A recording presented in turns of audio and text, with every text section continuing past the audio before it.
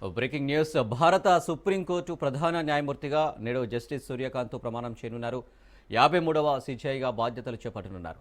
2027 ఫిబ్రవరి 9 వరకు ఆ బాధ్యతలో కొనసాగనున్నారు. సుప్రీంకోర్టు ప్రధాన న్యాయమూర్తిగా బాధ్యతలు చేపట్టబోతున్న తొలి హర్యానా వాసిగా జస్టిస్ సూర్యకాంత్ రికార్డు సృష్టించబోతున్నారు.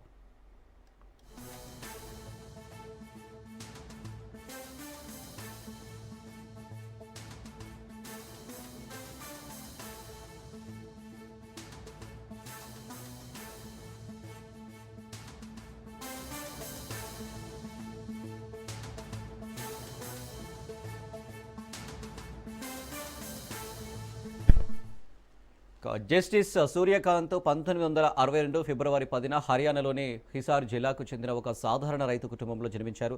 తన న్యాయవాద వృత్తిని హిసార్ జిల్లా కోర్టులోనే ప్రారంభించి ఆ తర్వాత పంజాబ్, హర్యానా హైకోర్టు ప్రాక్టీస్ చేశారు.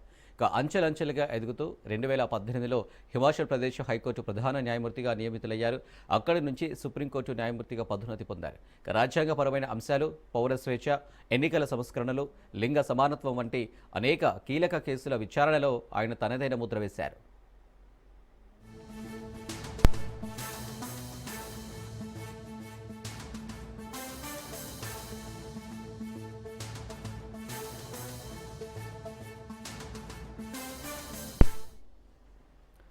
రెండు దశాబ్దాలుగా వివిధ ధర్మాసనాల్లో పనిచేసిన జస్టిస్ సూర్యకాంత్ పలు కీలక తీర్పుల్లో భాగస్వామిగా ఉన్నారు.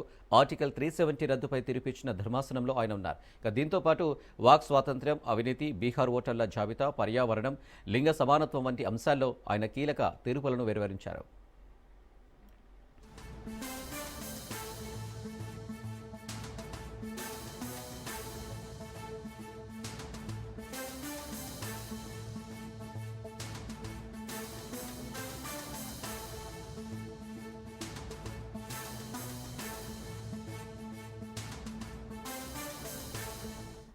పెట్టుబడుల్ని ఆకర్షించేందుకు డిసెంబర్లో తెలంగాణ రైజింగ్ గ్లోబల్ సమ్మిట్ నిర్వహించనున్నారు. రాష్ట్రంలో అభివృద్ధి లక్ష్యాలను, తెలంగాణ రైజింగ్ విజన్ 2047 ఉద్దేశాలను దేశంలోని ప్రతి ప్రాంతానికి, ప్రపంచం నలుమూలలకు తీసుకెళ్లడానికి చర్యలు చేపట్టనున్నారు.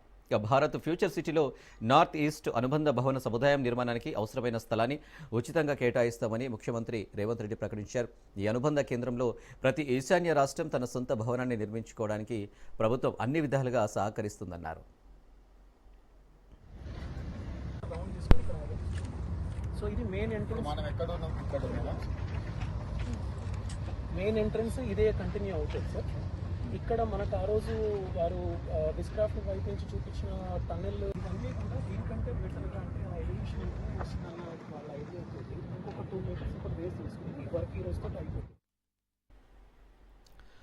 పెట్టుబడుల్ని ఆకర్షించేందుకు డిసెంబర్లో తెలంగాణ రైజింగ్ గ్లోబల్ సమ్మిట్ నిర్వహించనున్నారు. రాష్ట్రంలో అభివృద్ధి లక్ష్యాలను, తెలంగాణ రైజింగ్ విజన్ 2047 ఉద్దేశాలను దేశంలోని ప్రతి ప్రాంతానికి, ప్రపంచం నలుమూలలకు తీసుకెళ్లడానికి చర్యలు చేపట్టనున్నారు. భారత్ ఫ్యూచర్ సిటీలో నార్త్ ఈస్ట్ అనుబంధ భవన సముదాయం నిర్మాణానికి అవసరమైన స్థలాన్ని ఉచితంగా కేటాయిస్తామని ముఖ్యమంత్రి రేవంత్ రెడ్డి ప్రకటించారు.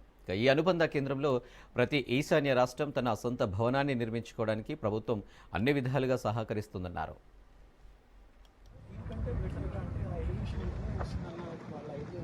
ఇంకొక 2 మీటర్స్ ఒక బేస్ తీసుకుని వర్క్ ఈ రోజుతో అయిపోతుంది. ఈ 6 బ్రేక్అవుట్ సెషన్స్ కోసం ఎగ్జిబిషన్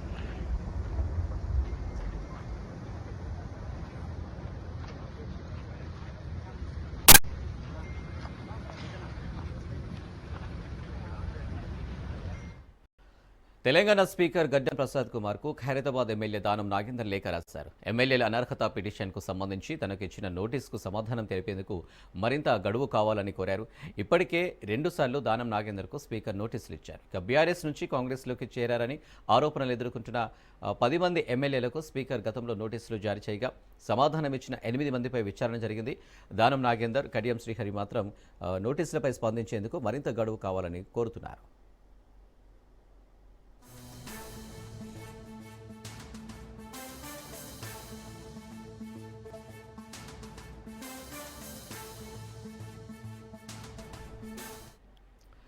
నల్గొండ కాంగ్రెస్ పట్టణ అధ్యక్షుడు మంత్రి కోమటిరెడ్డి ప్రధాన అనుచరుడు గుమ్మల మోహన్ రెడ్డి సంచలన వ్యాఖ్యలు చేశారు. కాంగ్రెస్లో తిడితేనే పదవులు వస్తాయని హాట్ కామెంట్ చేశారు. ఇక మంత్రి కోమటిరెడ్డి అనుచరుడు అనే పేరు కులం తనకు డీసీసీ అధ్యక్షుడి పదవి రాకుండా చేసిందని ఆయన వ్యాఖ్యానించారు. ఇక కాంగ్రెస్ పార్టీలో వార్డు మెంబర్ కూడా కానివాడు కూడా డీసీసీ అధ్యక్షుడు కావచ్చని ఆయన అన్నారు. సీనియారిటీ తన సర్వీస్ ఎందుకు పనికిరాలేదని, ఎవరిని నొప్పించకుండా రాజకీయాలు చేస్తే పక్కకు పెట్టారని ఆయన ఆవేదన వ్యక్తం చేశారు. ఇక రెడ్డి కులం డీసీసీ అధ్యక్ష పదవికి అడ్డు అయితే వాళ్ళ విఘ్నతకే వదిలేస్తున్నానని, సార్టీ లైన్ దాటకుండా పనిచేయడం కోమటిరెడ్డి నేర్పారని, అదే పద్ధతిని తాను ఫాలో అవుతున్నానన్నారు. నియోజకవర్గం మొత్తం నా పేరు డీసీసీకి ఓకే అన్నారన్న అధిష్టానం మాత్రం కులం పేరు చెప్పి అడ్డు చెప్పిందని ఆగ్రహం వ్యక్తం చేశారు గుమ్మల మోహన్ రెడ్డి.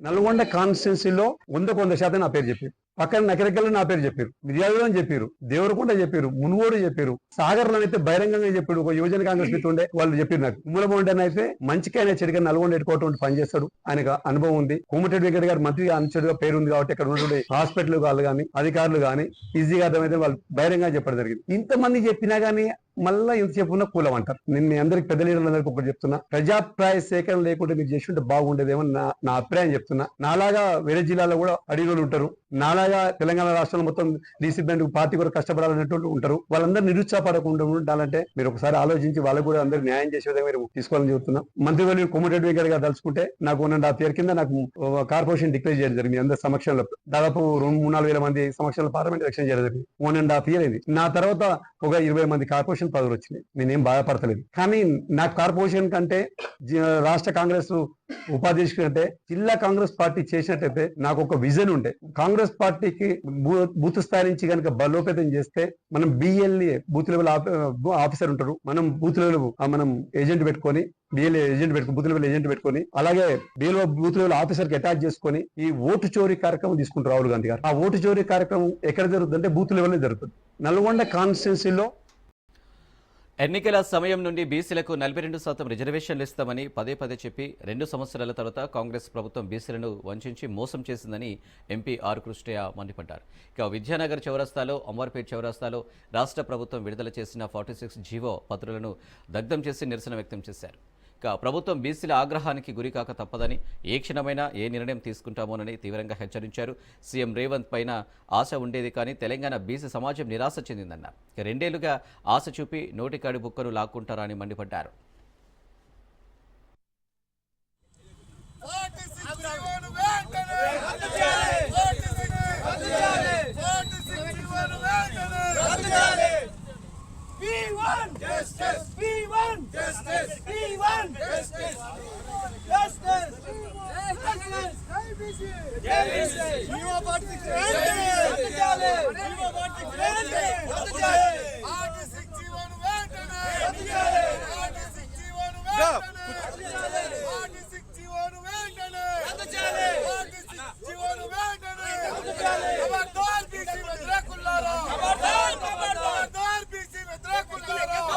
లంబాడీలను ఎస్టీ జాబితా నుంచి తొలగించాలని ప్రధాన డిమాండ్తో ఆదిలాబాద్ జిల్లా ఉట్నూరులోని ఎంపీటీఓ గ్రౌండ్లో ఆదివాసుల ధర్మయుద్ధ సభ నిర్వహించారు.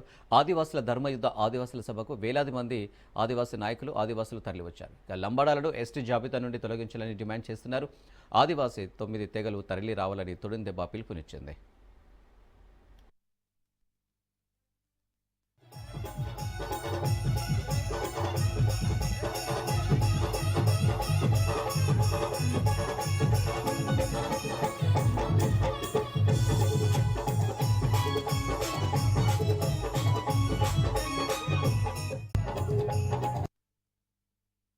మేము ప్రభుత్వానికి మరి కేంద్ర ప్రభుత్వానికి కూడా మేము విజ్ఞప్తి చేస్తున్నాము. మా యొక్క ఆస్తులను మరి మా యొక్క జాబులను యొక్క ఏదైతే వలస లంబాడులు ఉన్నాయో ఇలా దోపిడీ చేస్తున్నారు. కాబట్టి మేము కంపల్సరీగా ఆదివాసీలందరూ కూడా ఏకమై ఇలా లంబాడీలను తొలగించాలనే ఉద్దేశంతో ఈ యొక్క ఆదివాసీ ధర్మయుద్ధం అనేది ఏర్పాటు చేయడం జరిగింది.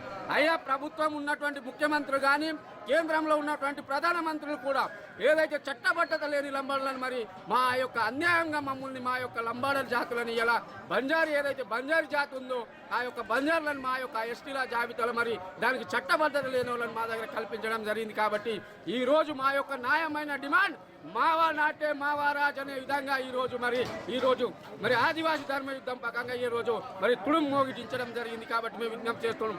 మేము ఒకటే డిమాండ్ చేస్తున్నాం, రాష్ట్ర ప్రభుత్వానికి కేంద్ర ప్రభుత్వానికి డెడ్ లైన్ విధిస్తున్నాం. ఒకవేళ ఈ యొక్క ధర్మ యుద్ధం ద్వారా మీ యొక్క సమస్య మా యొక్క లంబోడాలను ఎట్లయితే కలిపి వీళ్ళని తొలగించకపోతే రాష్ట్రం మొత్తంలో ఇలా ఎక్కడైతే రాజధాని ఉందో రాజధానిలో కూడా మేము ధర్నాలు చేయడానికి కూడా బహిరంగ సభ చేయడానికి కూడా వెనకాడమని విజ్ఞప్తి చేస్తున్నాం. కాబట్టి అయ్యా ఏదైతే మా యొక్క జాబులను ఏదైతే మా యొక్క వనరులను మేము మా యొక్క హక్కులను అడుగుతున్నాము. మేము పుట్టుకతోటి ఆదివాసులం. అడవి ఎక్కడుందో అక్కడ ఆదివాసులు ఉంటారు. అడవి ఉన్న జాగాలని ఆదివాసులు ఉంటారు. కాబట్టి మేము ఈ నినాదంతో ఇలా ఈ యొక్క ఆదిలాబాద్ జిల్లా నుంచే మేము ఇలా తుడుం మోగించడం జరిగింది ధర్మ యుద్ధం.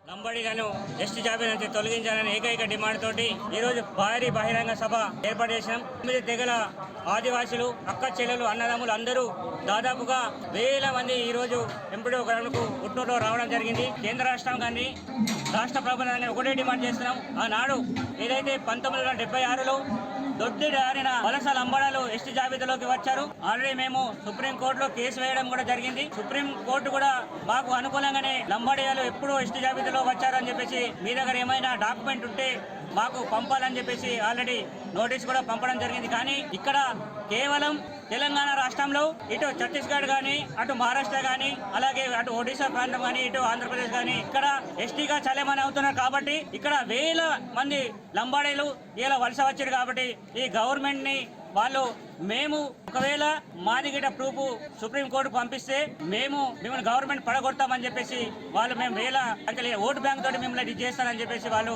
గవర్నమెంట్ ని బెదిరిస్తున్నారు తప్ప నిజంగా ఈ గవర్నమెంట్ కానీ కేంద్ర గవర్నమెంట్ కానీ యానాది ఏర్కొల లంబాడ కులాలను దొడ్డిదారులను ఎస్టీలో చేర్చారని చెప్పేసి మేము దాదాపుగా 76 నుంచి దాదాపుగా ఇది మాది 3వ తరం మేము ఉద్యమం చేయడంలో తప్ప ఇంతవరకు కూడా మాకు ఏ గవర్నమెంట్ కూడా మాకు న్యాయం చేయలేదు. కాబట్టి మేము ఇప్పటికి కూడా మేము ఒకటే ఈ గవర్నమెంట్ కానీ హెచ్చరిస్తున్నాం, ఎప్పుడైతే వాళ్ళని తీసేస్తారో అప్పటిదాకా మేము నిద్రపోము, మిమ్మల్ని కూడా నిద్రపోనీయమని చెప్పేసి. తెలంగాణలో పలువురు మంత్రుల వాట్సాప్ గ్రూపులు హ్యాక్ అయ్యాయి. వాట్సాప్ గ్రూపులను సైబర్ నేరగాళ్లు హ్యాక్ చేశారు.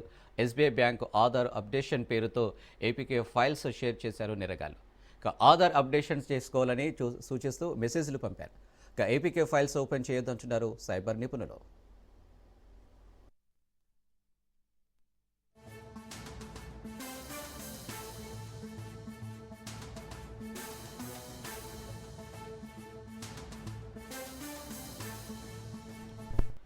ఫోటో వివాదంపై బ్రహ్మానందం స్పందించారు. తనను తప్పుగా అర్థం చేసుకున్నారంటూ ఎర్రబెల్లి అభిమానులకు చెప్పుకొచ్చారు. నటుడు మోహన్ బాబు నవంబర్ 22తో సినీ ఇండస్ట్రీలో 50 ఏళ్లు పూర్తి చేశారు. 1975లో విడుదలైన స్వర్గం నరకం చిత్రంతో తెరంగేట్రం చేసి హీరోగా, విలన్గా, క్యారెక్టర్ ఆర్టిస్ట్గా, కమెడియన్గా అనేక పాత్రల్లో నటించి ప్రేక్షకులను అలరించారు. దీంతో MB50 పేరుతో హైదరాబాద్లో వేడుకలు నిర్వహించారు. అయితే ఆ కార్యక్రమంలో ఊహించని ఘటన చోటు చేసుకుంది. ఈవెంట్కి వచ్చే సమయంలో మాజీ మంత్రి ఎర్రబెల్లి దయాకర్రావు బ్రహ్మానందంను అన్న ఒక ఫోటో అంటూ ఆపే ప్రయత్నం చేశారు. అప్పుడు బ్రహ్మి అబ్బే అనుకుంటూ ఆయన చేయిని పక్కకు నెట్టి ముందుకు వెళ్లారు. ఆ దృశ్యం నెట్టింట వైరల్గా మారింది. కామెడీ కింగ్ బ్రహ్మానందం తీరుపై నెటిజన్లు మండిపడుతున్నారు.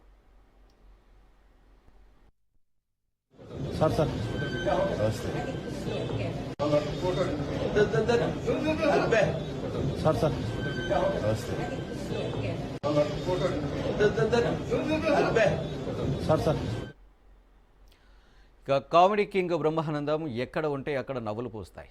అలాంటిది ఆయన దయాకర్తో ఒక్క ఫోటో దిగేందుకు నిరాకరించడం సోషల్ మీడియాలో హాట్ టాపిక్గా మారింది.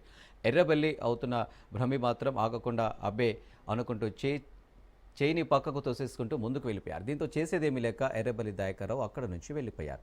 ఆ వీడియో సోషల్ మీడియాలో వైరల్ అవుతుంది. పవర్లో లేకపోతే సినిమా వాళ్ళు ఎవరిని పట్టించుకోరని ఓ నెటిజన్ కామెంట్ చేశారు. అనవసరంగా వివాదం చేయవద్దని, ఆ వీడియోలో పూర్తిగా ఫ్రెండ్లీ వాతావరణం కనిపిస్తుందని మరో నెటిజన్ స్పందించాడు.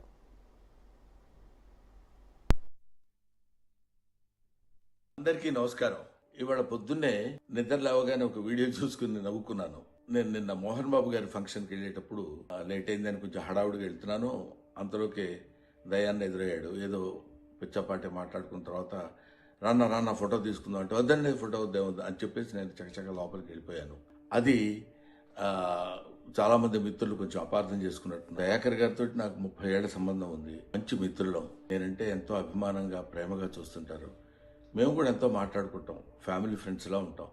అటువంటిది సరదాగా ఆయనతో నాకున్న చనువుతోటి నేను ఉండండి అని చెప్పేసి ఇలా తోసి వెళ్ళిపోతే దాన్ని నేను ఆయన ఏదో కావాలని తోసినట్టు ఏదో ఒక రకమైనటువంటి మిస్అండర్స్టాండ్ తోటి మిత్రులు, మీడియా మిత్రులు అలాగే దాన్ని అపార్థం చేసుకున్నారు. అలాంటిది కాదు.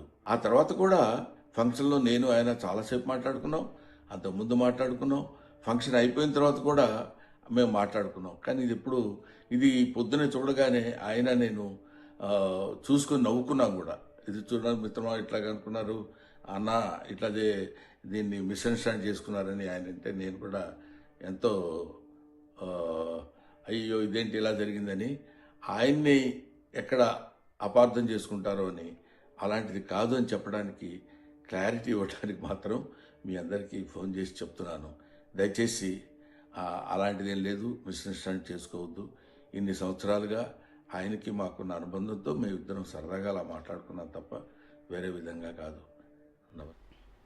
పుట్టపర్తిలో సత్యసాయిబాబా శత జయంతి వేడుకలు ఘనంగా జరుగుతున్నాయి. ఉత్సవాలకు Telangana CM Revanth Reddy, AP CM Chandrababu హాజరయ్యారు.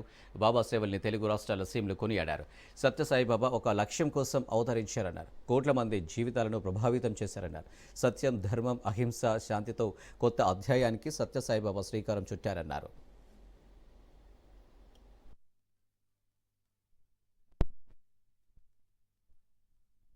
బాబా గారు మనుషుల్లో దేవుడిని చూశారు, ప్రేమతో మనుషులను గెలిచారు, సేవలతో దేవుడుగా ఈనాడు కొలువబడుతున్నాడు.